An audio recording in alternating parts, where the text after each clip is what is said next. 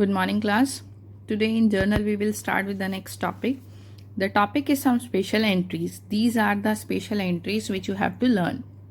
The first one is bad debts recovered. You know the meaning of bad debt? The amount from the debtors which is not recoverable.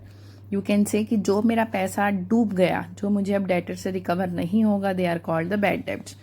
Now, in the previous year, some debtors are declared as bad debts. Now, in the current year, they said कि now we will be able to pay your amount. So we have bad debts recovered now. जो bad debts हो गए थे अब उनसे recovery हो गई है तो हमें पैसा मिलेगा.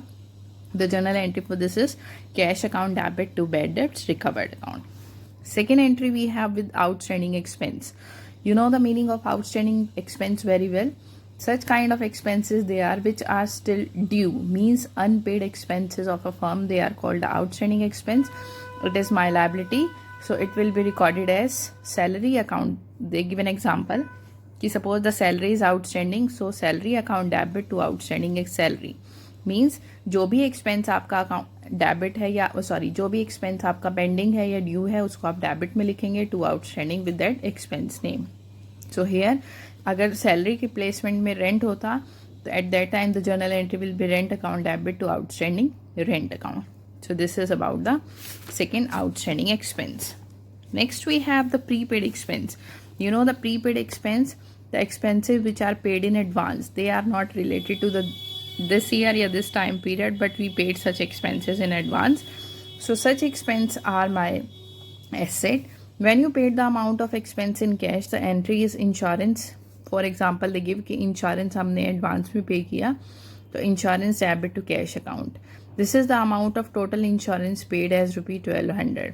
पूरे साल का इंश्योरेंस मैंने पे किया 1200 तो मेरी एंट्री थी insurance to cash. But out of this 1200, they said 300 is related to the next year, means it is prepaid. So for this, the entry is prepaid insurance debit to insurance premium as ₹300. So in conclusion, the entry for the prepaid expenses are this one, second one, prepaid expense account debit to that expense account, जो भी आपका prepaid amount होता है. Next we have the fourth one, depreciation. You know the depreciation कि when we use an asset, by the usage of this asset या by the usage of that asset उसकी value अगर decrease होती है, that decreased amount is called the depreciation. For example एक machinery मैंने purchase की थी साल के स्टार्टिंग में बिगनिंग में 1 लाख रुपीज़ की, उसको हमने पूरे साल यूज़ किया. At the end of the year उसकी वैल्यू अब रह गई है 95,000 रुपीज़. तो जो उसकी वैल्यू 1 लाख से 95,000 पर पहुंच गई है, 5,000 से जो डिक्रीज हुआ है, that decrease amount is known as depreciation. That depreciation is loss for a firm और you can say it is an expense for a firm. So as per the nominal account rule, that expense is to be recorded in the debit side. So the journal entry for this is depreciation account debit to asset. जिस भी asset के ऊपर depreciation charge की है हम उस asset का नाम लिखेंगे. Next we have interest on capital. You know interest on capital. Firstly, let me tell you the meaning of interest on capital. You know the meaning of capital. Capital is amount invested by a businessman in the beginning of the year is called the capital. अब एक businessman ने business में पैसा invest किया है तो ये business की रिस्पॉन्सिबिलिटी बनती है कि अब उस पर्सन को उसकी कैपिटल के ऊपर इंटरेस्ट पे करे. तो interest on capital from the firm point of view, business के पॉइंट ऑफ व्यू से ये एक्सपेंस है क्योंकि बिजनेसमैन की कैपिटल के ऊपर फर्म उसको इंटरेस्ट पे करती है. सो ये हमारे लिए एक्सपेंस है, इसलिए इसको जर्नल एंट्री में interest on capital account debit to capital account करके इसकी जर्नल एंट्री पास आउट होगी. Next we have interest on drawing. You know drawings amount withdrawn by the businessman for his personal use. अब drawings एक businessman ने की है business में से, तो अब बिजनेसमैन की रिस्पॉन्सिबिलिटी है कि वो उस ड्राइंग के ऊपर फर्म को इंटरेस्ट पे करे. तो अगर हम फर्म के पॉइंट ऑफ व्यू से कंसीडर करेंगे तो ड्राइंग्स के ऊपर फर्म को इंटरेस्ट मिलेगा. It means interest on drawing is an income for a firm. So the journal entry for this is drawings account debit to interest on drawing. So let me start with illustration number 15. On the basis of this 15th illustration, you will be easily understand the question. Illustration number 15. I'll start with this one. Pass the journal entry. The first is received ₹20,000 from Subhash, which was written off his bad debts in the previous year. Bad डेब्ट से 20,000 के जो मुझे सुभाष से receive हो गए, the journal entry is cash account debit to bad debts recovered account because this is a special entry as rupee 20,000 in the debit and 20 in the credit. Second is salary is due to clerk. Due का मतलब होता है outstanding. Outstanding salary है clerks की 50,000 rupees. तो salary is my expense. Salary account debit to outstanding salary account as rupee 50 in the debit and 50 in the credit. Next we have out of the rent paid this year 10,000 is related to the next year. जो हमने rent पे किया है इस साल उसमें से 10,000 next year का है. It means this is called the prepaid rent. तो journal entry is prepaid rent account debit to rent account. The amount is rupee 10,000. Next we have provide 10% appreciation on furniture whose cost is rupee 50,000. 50,000 का मेरे पास furniture था जिसके ऊपर हमें 10% से depreciation charge करनी है. As I said, depreciation is a loss for the firm. So the journal entry is depreciation account debit to the name of the asset. किसके ऊपर हमने चार्ज किया? फर्नीचर के ऊपर. to furniture account. 50,000 का furniture था उसके ऊपर 10%. It means the amount of depreciation charges 5,000 only. So you need to write down the amount of depreciation. Next we have provide 12% interest on capital. 10 lakh की capital थी firm के पास, उसके ऊपर हम 12% से इंटरेस्ट पे करेंगे फर्म के पर्सन को जिसने कैपिटल इन्वेस्ट की है. So interest on capital is my expense. So it will be recorded in the debit side as all expenses are recorded in the debit side to capital account. Interest हमने दिया capital के ऊपर. Capital थी 10 lakh rupees, उसके ऊपर 12% interest. It is 1,20,000. The amount of interest only. Next we have charge interest on drawing 8,000. अब ऐसा ही set कि इंटरेस्ट ऑन ड्राइंग हमें मिलेगा. It is an income. So incomes are to be recorded in the debit side. So the journal entry is drawings account debit to interest on drawings account. It is an income, so it will be recorded in the credit side as rupee 8,000. That's all about this illustration. The next topic we have expenditure on the installation of machinery and on the erection of the building. If you purchase an asset, whether it is machinery or if you install या if you construct a building, तो उस asset के ऊपर जो भी आप expenses करते हो, मींस अगर मैंने सपोज मशीनरी परचेज़ की, उस मशीनरी को अपने गोडाउन तक लाने में जो ट्रांसपोर्टेशन के चार्जेस हुए, उस मशीनरी को अपने इंडस्ट्री में इंस्टॉल करवाने से रिलेटेड जो मैंने लेबर चार्जेस पे किए, they all are considered the total amount of machinery. So जितना भी अमाउंट हमने मशीनरी को लाने से इंस्टॉल करने तक पे किया है वो टोटल अमाउंट मशीनरी की कॉस्ट में ही इंक्लूड होता है. इसको मैं एक एग्जांपल से एक्सप्लेन करती हूँ. For example you want to buy a car. आप शोरूम पर जाएंगे कार को परचेज़ करने के लिए. At that time the cost of total car is, जब आपने कार का ऑर्डर किया या जब आपने कार को फाइनलाइज़ किया, उस कार की कॉस्ट है 8 lakh rupees. Suppose 8 lakh rupees की कार है और उस कार को परचेज़ करने के बाद आपने उस कार की अगर आरसी बनवाई, उस आरसी को बनाने में आपके 50,000 रुपीज़ स्पेंड होते हैं. नेक्स्ट अगर आप उसका इंश्योरेंस भी करवा रहे हैं तो अगेन आपके सपोज 50,000 और स्पेंड होते हैं. देन आप कंक्लूजन क्या कहोगे कि टोटल मुझे कार की कॉस्ट पड़ी 9 लाख रुपीज़, क्योंकि 8 लाख की कार की कॉस्ट थी, उसमें मैंने 50 की आरसी बनवाई और 50 का इंश्योरेंस करवाया. तो टोटल कॉस्ट ऑफ कार आप क्या कहेंगे? 9 लाख रुपीज़. सो जब आप कोई भी एसेट परचेज़ करते हैं, उसके परचेज़ करने के बाद और उसके इंस्टॉलेशन तक के टाइम ड्यूरेशन में जो भी नेसेसरी अमाउंट ऑफ एक्सपेंस है वो टोटल उस एसेट में ही कंसीडर होगा. That is called the expenditure on installation of machinery और erection of a building. Look at illustration number 16. You need to pass out the journal entries. The first is bought goods from Nilesh for cash 50,000 and also paid rupee 1,000 for their carriage.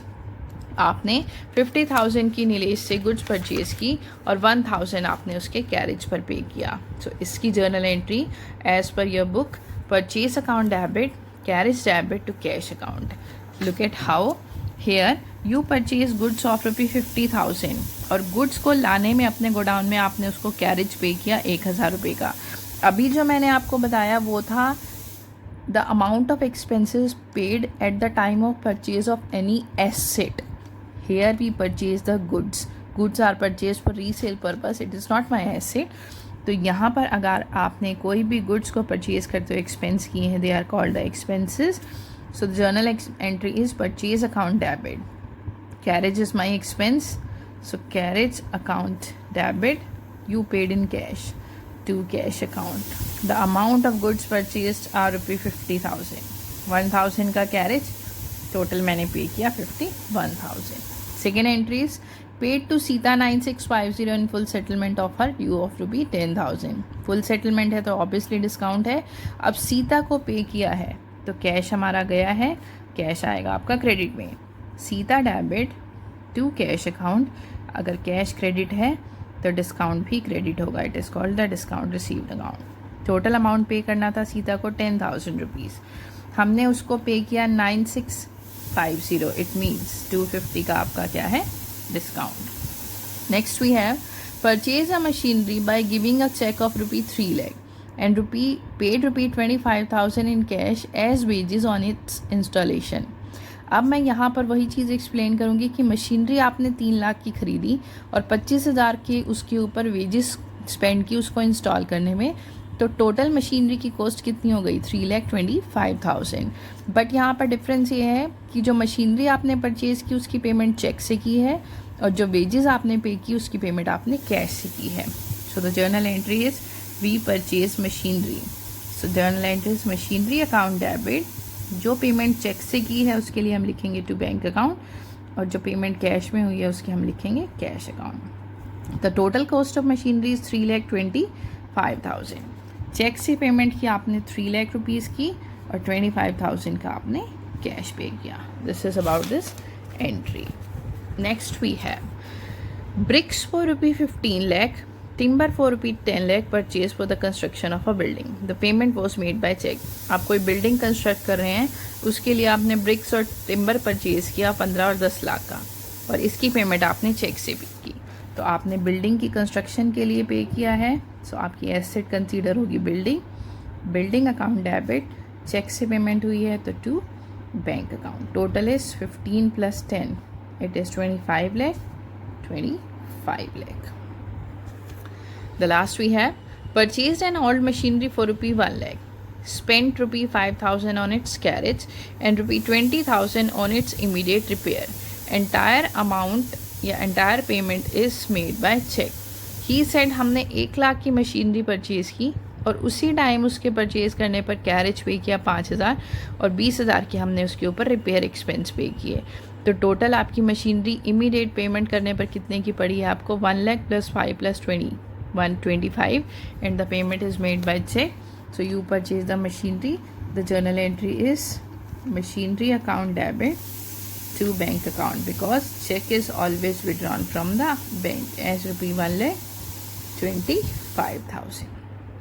The last entry is paid ₹2,500 for repairing the office furniture. अब अगर आपको एक चीज़ मैं और difference clear करती हूँ.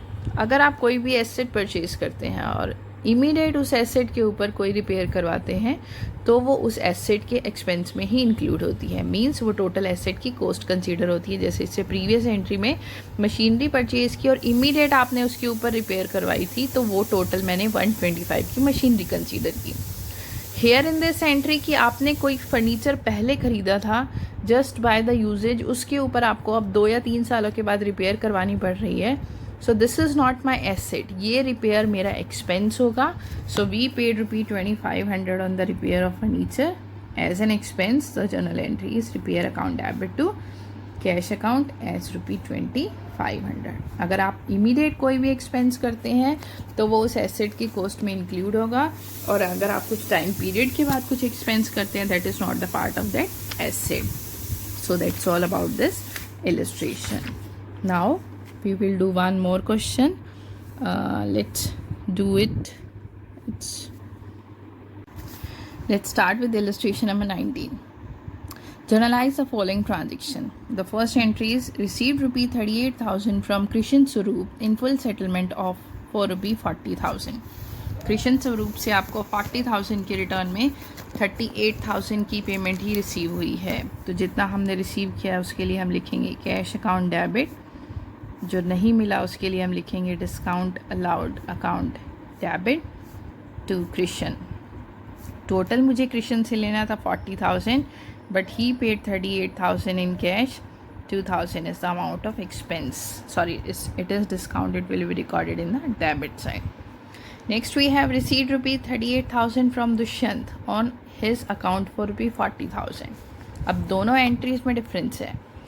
Previous entry में था आपको 40,000 लेने थे, फुल सेटलमेंट में उसने 38 पे किया तो हमने 2 का डिस्काउंट कंसीडर किया. बट इन दिस एंट्री यहाँ पर हमें दुष्यंत से 40 लेने थे बट अभी उसने सिर्फ 38 पेमेंट की है. उसने ये नहीं कहा कि फुल सेटलमेंट हो गई. May be he will pay the amount of difference this 2,000 in future. तो हम जितना अमाउंट उसने पे किया है सिर्फ उतना ही रिसीव करेंगे. The journal entry is cash account debit to Dushyant as rupee 38,000. Difference आपको आई थिंक क्लियर हो गया होगा. क्योंकि उसने फुल सेटलमेंट वर्ड यूज़ किया था इसलिए हमने वहाँ पर डिस्काउंट को भी शो किया और नेक्स्ट एंट्री में उसने कुछ भी नहीं बोला था तो हमने सिर्फ 38,000 की पेमेंट रिसीव की. Next we have Biru who owned us rupee 15,000 is declared instalment. Biru को मुझे 15,000 देने थे, उसने अपने आप को इंस्टॉलमेंट डिक्लेयर कर दिया. एंड 65 पैसे in a rupee was receive from his estate.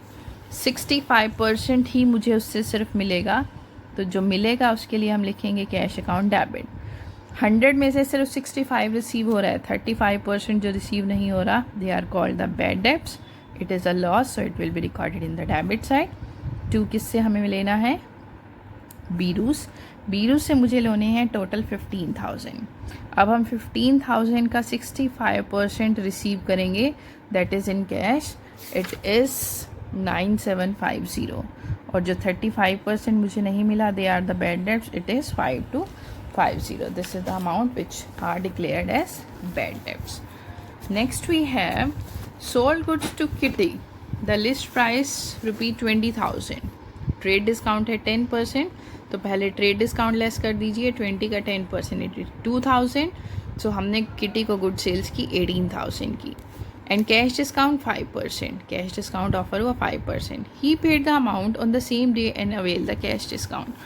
उसने हमें सेम डे पर पेमेंट कर दी तो हमें पैसा मिलेगा cash account debit discount allowed account debit to sales account. 18,000 की सेल्स थी ट्रेड डिस्काउंट लेस करके. 18,000 के ऊपर 5% का डिस्काउंट 900.